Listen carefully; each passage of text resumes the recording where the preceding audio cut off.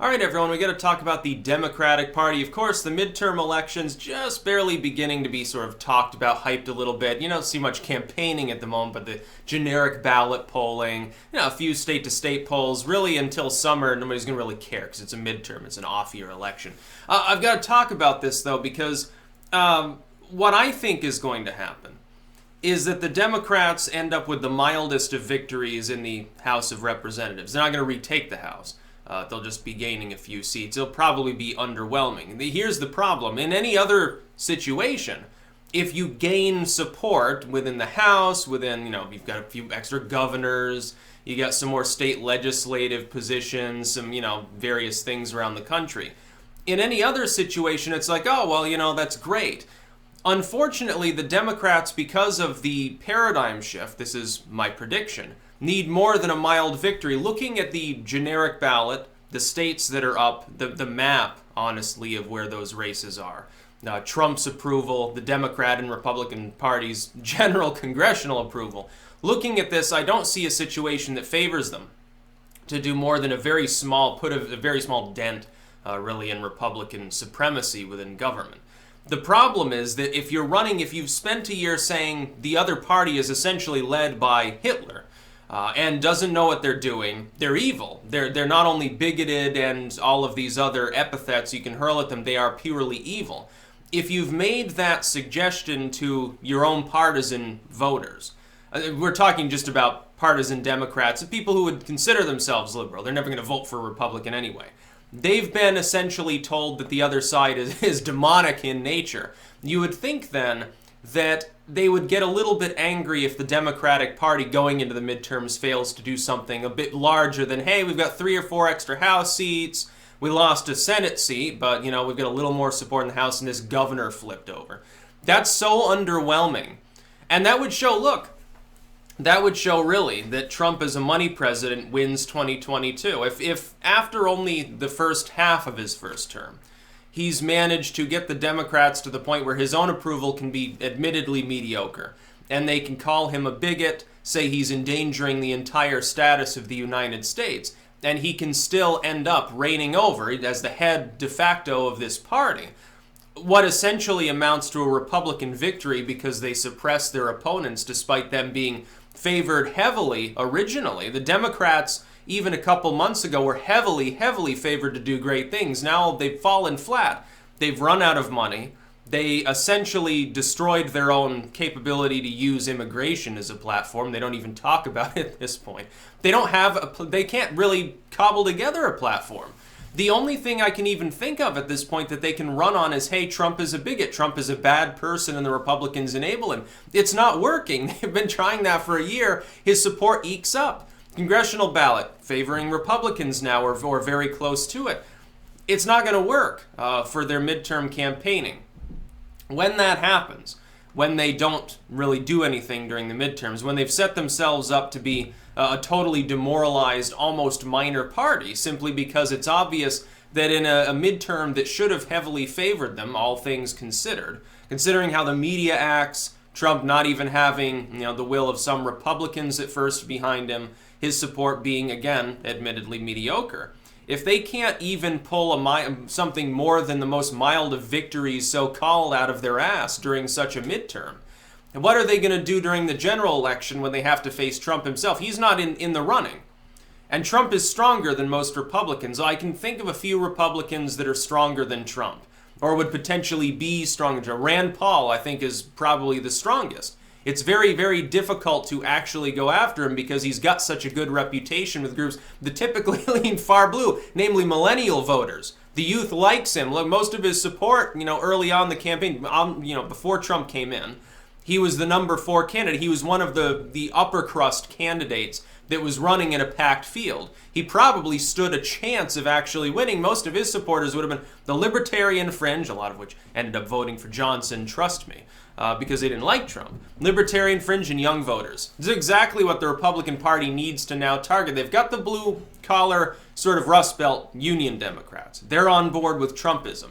You branch out just a little bit further, get Rand to the fore, have him become a speaker for Trump in 2020, and he'll do great things. You won't have to worry about, Florida.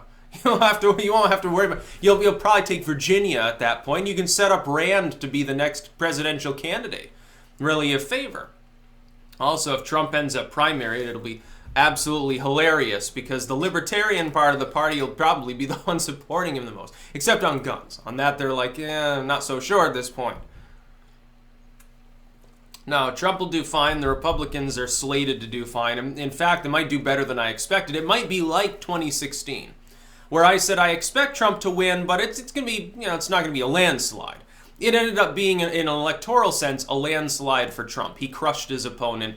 Now, that's because a couple states I didn't expect him to get, he actually got, including Wisconsin. That was really the big one there. And it was like people couldn't understand what was going on. It was almost like in the primaries. I got it wrong there. I thought that Cruz would lose in Wisconsin, but there was a hidden Cruz vote that had been fed by apparently their local conservative radio jockeys. Apparently radio's like, Wisconsin doesn't have cable, so radio's big there. And Trump is more of a cable style president / now big tech social media president.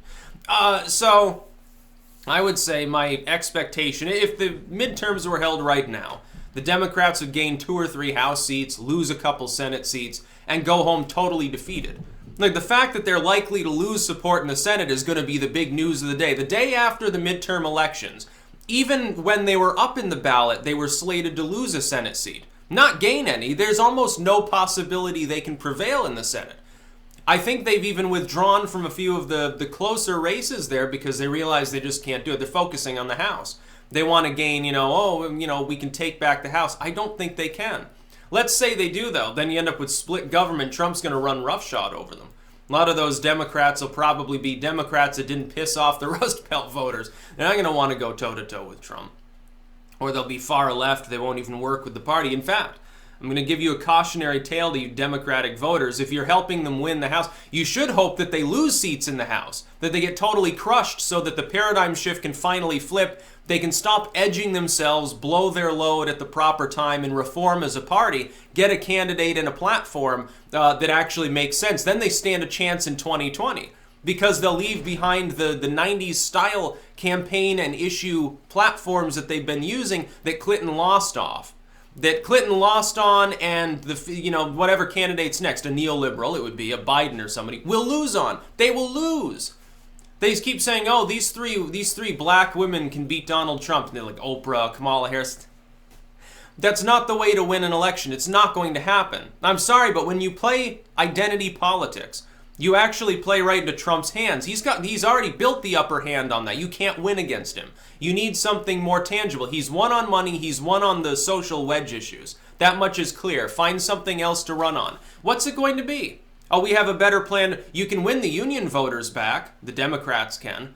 They just don't seem interested in doing so. They're like, but most of them are white, so they're dying off, or so we don't even care. That's not the way to win. Look, you're losing support with Hispanic voters. Trump got a couple points above Romney on that, despite the fact that you called him Adolf Hitler and said, he hates Mexicans. He thinks that they're all criminals. He hates Hispanic people. And yet a lot of them he hates women. He's a womanizer, and yet he wins with the female vote too. And there's a reason for that. The Democrats have been left behind in La La Land, where their wedge issues still make sense in the cable days of the 1990s, when a few dozen very centralized media sites, essentially, a few, basically Drudge as the first sort of on-the-web only site, a few of the bigger newsprint, a few of the bigger radio conglomerates, and then cable, basically. They're used to only having to wine and dine a few journalists and pundits and shake their hands, say how great they are, give them an exclusive interview to get favorable coverage. Now they're running against tens of thousands of online commentators who collectively have a hell of a lot more of an audience than all of the radio and newsprint personalities combined. We are bigger at this point than both radio and news combined. We're getting to the point where you could throw cable in there and we'd still be larger. Good luck. You're going to need to go, pro-free speech on the net. We're giving up, the racial wedge issue. It's obviously no longer working. We can't run on, hey, let's break the glass ceiling, because it makes you look like pandering fools.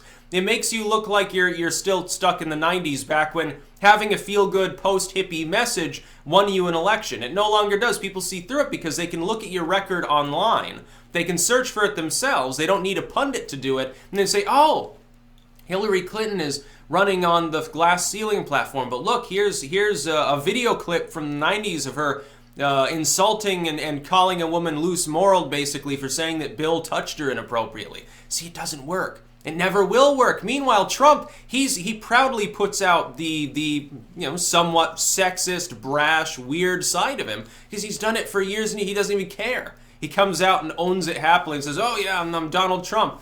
Of course, I can do what I want. You can't win against Trump playing Trump's game. The Democrats, very stupidly, think that they can. They tried it in 2016. It didn't work. They're going to try it, it looks like, again in the midterms. It's not going to work. It's just not going to work. Maybe then if they lose handily enough, they reform as a party. Then in 2020, they stand a chance because they get a candidate who isn't like a Hillary Clinton. They get a candidate who makes sense. Oh yeah, I don't want to raise your taxes, and no, I'm not going to run on the males are all sexist and evil, I'm going to dye my hair pink platform. Okay, well then maybe you prevail. You're still going to have ideas of your own. They can't just be refuting the outdated old neoliberal Democrats. Also, what are you going to do about cash? The Democratic lay people aren't donating to you. They don't see a compelling reason to. I think they see that Trump didn't solicit corporate donations. So they're not going to like if the Democrats become again the party of corporate donors, midterm or 2020. That's going to give Trump a huge, huge advantage. That just ties him in more with being a money president. Oh, he'll steamroll you. He'll definitely win if the Democrats do that. So they gotta turn to grassroots support or self-funding. They may end up having no choice but to front they might end up having no choice but to have like a Mark Cuban, someone who can self-fund, someone with billions of dollars. Oh yeah, here's Bill Gates running for the presidency. Here's Mark Zuckerberg. He'll be the first robot president. The first semi-passable Generation 2.5 synth. That would be really, really fucking funny. By the way, I mean, look that up. the Gen 2 synths on Fallout look an awful lot like Mark Zuckerberg. I'm sorry, I think he rubs too many people the wrong way to ever run for substantial office outside of maybe California. That's about all. Peace out.